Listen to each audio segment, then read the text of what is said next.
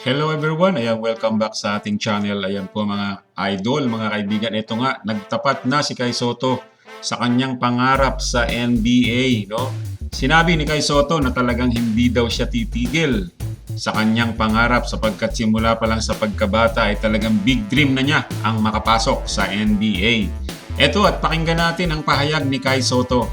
Simula ko ng bata ako, talagang big dreamer na ako eh. So, dream ko talaga na makapaglaro sa highest level, which is the NBA. So, whatever it takes to get there, kung saan pa ako mapunta, Pupunta na yan. pupunta ko yung lahat, paghirapan ko yung lahat, makapunta lang doon, and marami akong natutunan along the way. So, it's a win-win for me.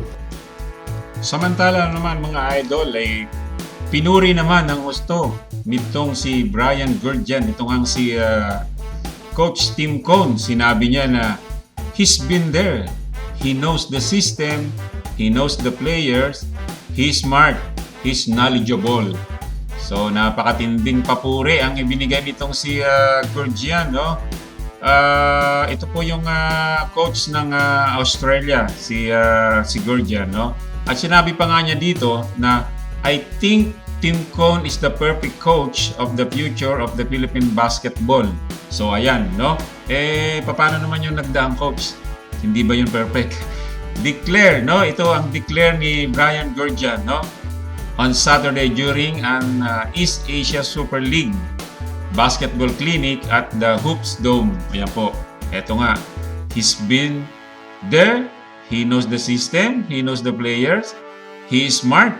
He's knowledgeable. Ayan po. Ang bate, magkamay kayo. Dinagdag pa nga niya dito, no?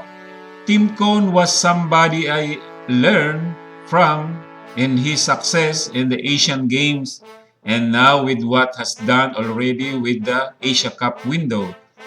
I just think the Philippines will just go on surge.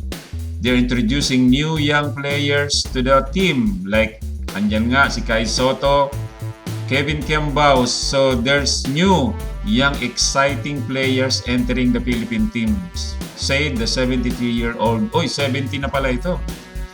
70-year-old coach who steered Australia to its first ever Olympic medal, bronze during the 2020 Tokyo Games. Ayan po.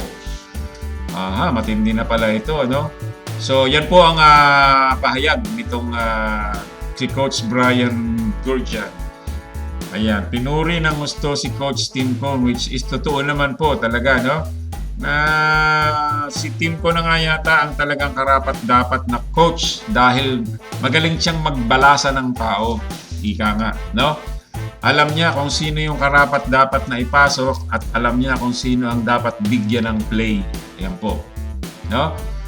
Okay, dumako naman po tayo kay Coach Tim Cone. Ito naman po ang sinabi ni Coach Tim Cone. Ito po ay ayon dito sa inilabas na ulat ni Romel Fuertes Jr. ng Inquirer. Ang sabi niya, Gilas won't win all the time but team will make PH proud.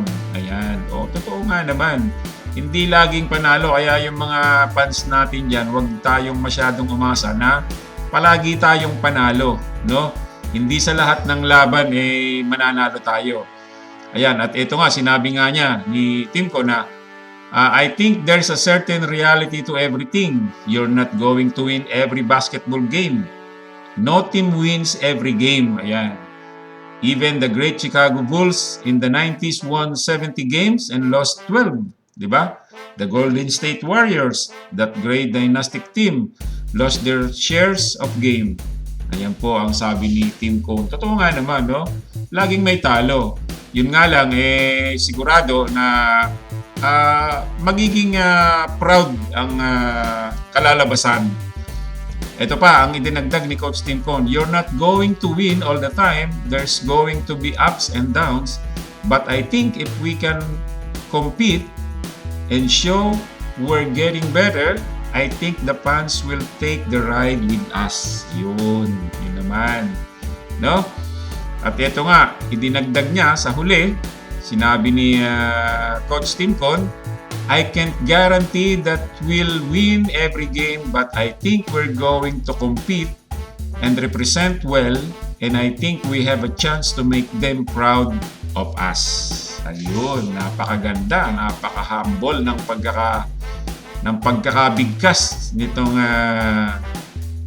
veteranong coach na si Coach Tim Cone. At yan po muna ang ating update. Magkita-kita tayo muli sa susunod na video. God bless everyone.